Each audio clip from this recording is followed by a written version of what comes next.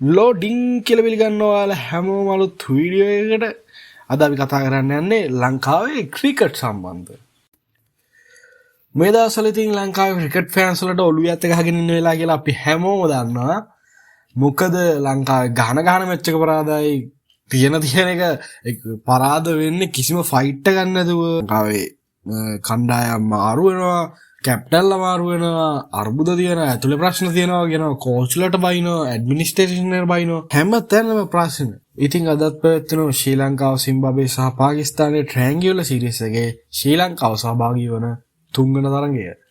අද පැවැත්වෙන්නේ ලංකාවේ වෙලාවෙන් 6:00ට. අපි බලනවා ක්‍රිකට් ඉත් අනිවාර්යෙන් බලනවා මැච් එක.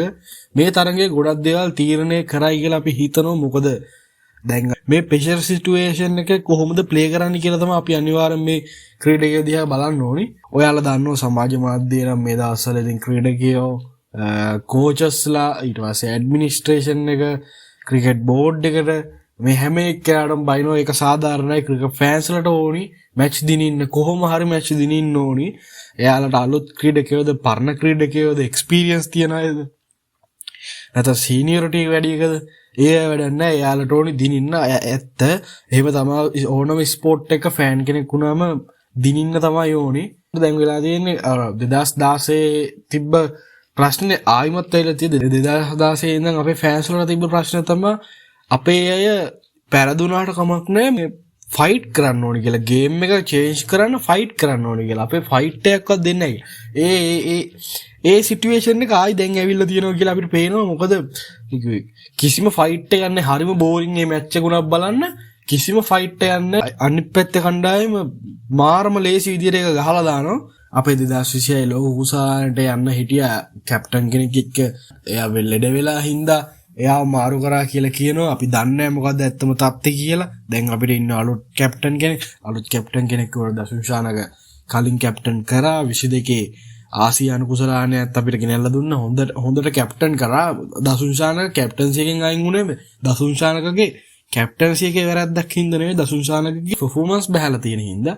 ඉතින් අපි බලමු මේ කැප්ටන් එක මොන තරම් දුරක් යයිද කියලා. දසුන්ෂානක ප්‍රෙස් කොන්ෆරන්ස් එකේ කිව්වා ඒ උනාට මම ඉන්නේ తాවකාලික විදියට චරිත සලංක එනකන් තමයි මම කැප්ටන්සි එක බාරගෙන තියෙන්නේ. ආපු ගමන් මම යාට බාර දෙනවා කියලා.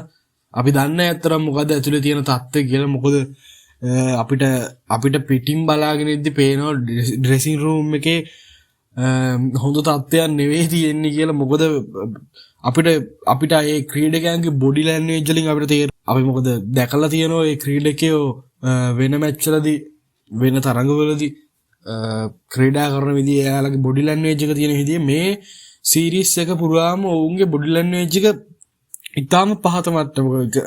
කියන්නේ ඔවුන් මැච් එක පරාද වෙලා ඉවරයි ගහන්නත් කලින්ම බොඩි ලැන්ග්වේජ් එකෙන්. ඊළඟ දේ තමයි ශ්‍රී ලංකාව වෙනුවෙන් T20 වල තරඟ දිනවන්නම් විදියට කටයුතු කරන්නේ මේ මෑත කාලයේදී පැතුම් නිස්සංක, කුසල් මෙන්ඩිස්, කුසල් ජනිත් පෙරේරා, ඔය මැද පෙලින් ඕනනම් දසුන්ෂානක, කමිදු මෙන්ඩිස්, දැන් අලුතෙන් බිහිලා ඉන්න ජනිත් ලියනගේ ඔය ක්‍රීඩකයෝ එදා දවස් 90 පර්ෆෝම් කරන විදියට තමයි අපි තරඟ දිනින්නේ. පැතුම් නිස්සංකට මේ සීරීස් එකම ස්ටාර්ට් එකක් ගන්නවා. ස්ටාර්ට් එක කන්ටිනියු කරගෙන යන්න බෑ 50කට 100කට.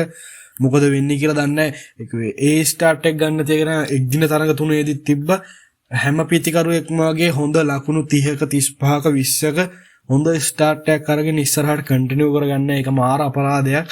කුසල් මෙන්ඩිසුත් එහෙමයි. දැන් T20 තරඟ දෙකේම වුන් රන් අවුට් වලට දැවි ගියා. මොකද ඔවුන් ලකුණු ගහන තරමට තමයි අනික ඔහු ජේෂ්ඨම ක්‍රීඩකයා, වැඩිම එක්ස්පීරියන්ස් තියෙන ක්‍රීඩකයා. ඔහු අනිවාර්යෙන් ගහන්න ඕනේ. මේ තමාගේ කරණ අරගෙන ඔහු ගහන්න ඕනේ. මොකද්ද මේ කරන්නේ කියන්නේ? කිසිම රන් අවුට් එක මාර දුරක් තිබ්බ මීටර 3-4ක විතර දුරකින් තමයි ආගේ රන් අවුට් එක ගියේ. ක්‍රිකට් මේ දවස්වල පුදුම අතල්ලයක් දෙන ලංකාවේ ඉත්තෑවන්ට මුලින් එක් දින තරඟ තිබ්බා. එක් දින තරඟ තුනම පරාදයි. දැන් ට්‍රැන්ගියුලර් සීරීස් එක තියෙයි.